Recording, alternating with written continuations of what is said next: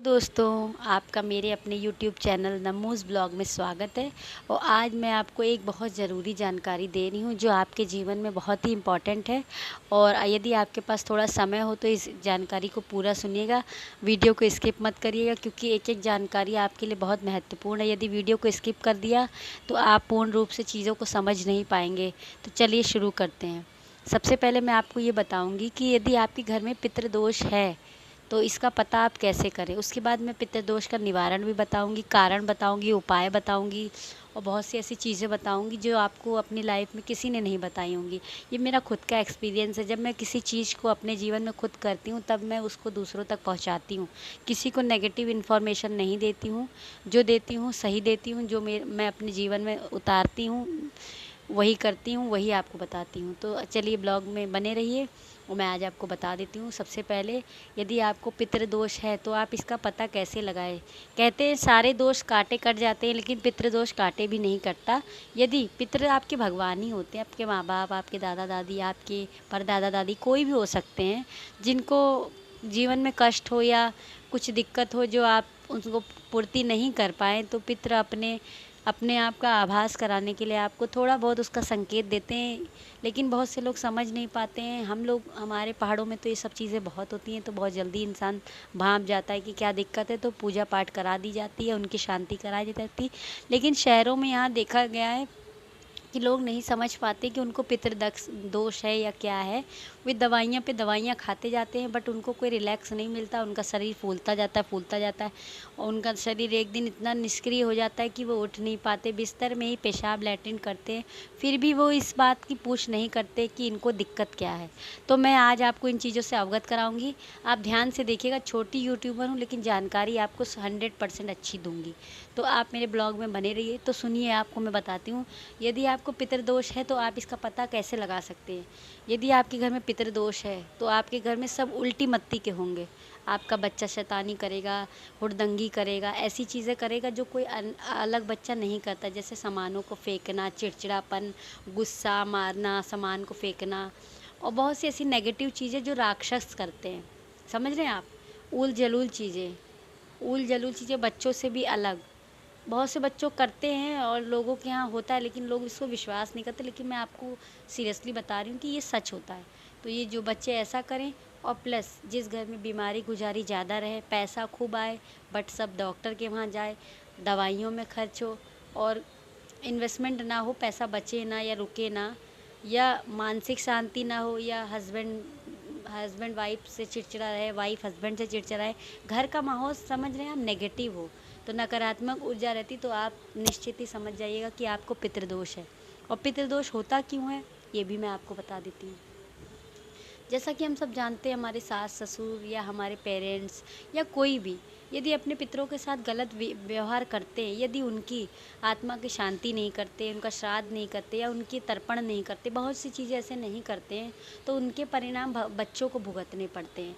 तो वो पितर अपना आभास कराने के लिए आपको ये सब थोड़ा आपकी परीक्षा लेते हैं। लेकिन बहुत से बच्चे जान नहीं पाते हैं, लेकिन बहुत से बच्चे जान जाते हैं। जैसे मुझे भी ऐसी दुख मुसीबत दिक्कतें थी, तो मैंने भी पता किया था, तो मुझे पता चला फला फला ऐसा है कि पितृदोष है।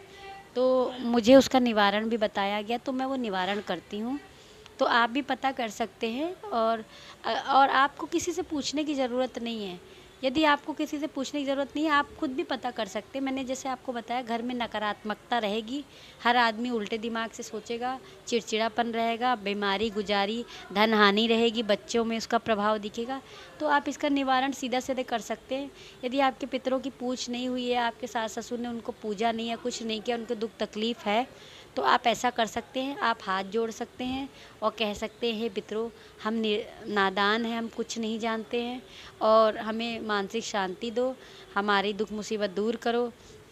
और आप ऐसा भी कर सकते हैं कि पितृपक्ष में उनको पानी दे सकते हैं। तिल, पानी, गुड़, फूल, कुश डाल के उनको पानी दे सकते हैं, एक थाली तांबे के पात्र में रख के।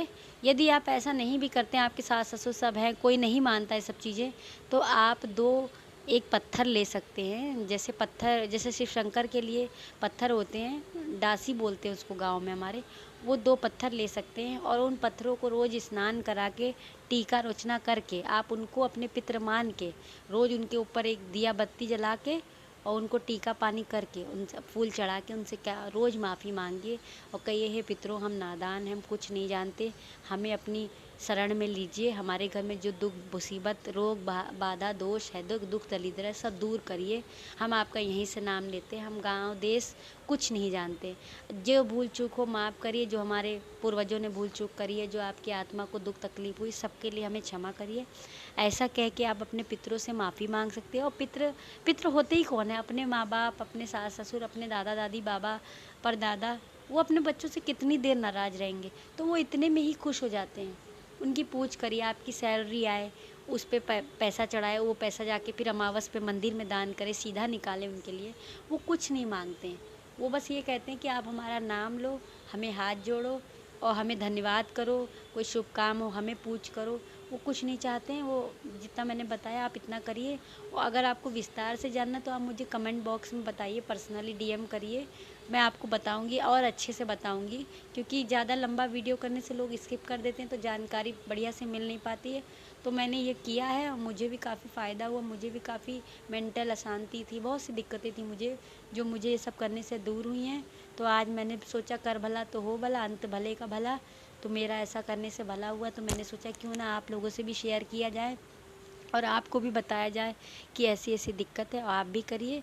और आप चलिए, मैं आपको दिखा देती हूँ कि मैं कैसे करती हूँ, तो फिर आप ब्लॉग में बने रहिए, तो मैं आपको दिखाती हूँ कैसे करना है। देखिए गाइस, ये हमारे 2 पत्थर हैं और इसमें रोज़ मैं दिया बत्ती, धूप बत्ती, फूल पाती सब चढ़ाती हूँ और इनको मैं रोज़ हाथ जोड़ती हूँ और इनसे माफ़ी मांगती हूँ। मैं कहती हूँ जो भी हमारे से गलती हुई है या हमारे पूर्वजों से गलती हुई है या हमारे माँ बाप से किसी से गलती हुई है तो उसको क्षमा करिएगा, हम बालक हैं, हम नादान हैं, हम कुछ नहीं जानते। और रोज़ इनको स्नान करके धूप बत्ती फूल रोचना करके धूप जला के रोज़ उनसे दंडवत करके अपने कृतज्ञों की माफ़ी मांगते हैं। और ऐसा करने से वो कुछ नहीं मांगते, वो खुश रहते हैं। तो आप भी ऐसा कर सकते हैं और अपने घर में सुख शांति पा सकते हैं। तो आप ऐसा करिए और जो आपको समझ में ना आए आप मुझे कमेंट बॉक्स करके पूछ सकते हैं। और सब ऐसे ही करते रहें, पूजा पाठ भगवान का तो करें, साथ साथ अपने पितरों का भी नाम लें। और ब्लॉग को मैं यहीं एंड करती हूँ। और ब्लॉग पसंद आए तो आप लाइक सब्सक्राइब शेयर करिए, कमेंट करिए और जो जो चीज़ तकलीफ़ हो आप मुझसे पूछ सकते हैं। राधे राधे।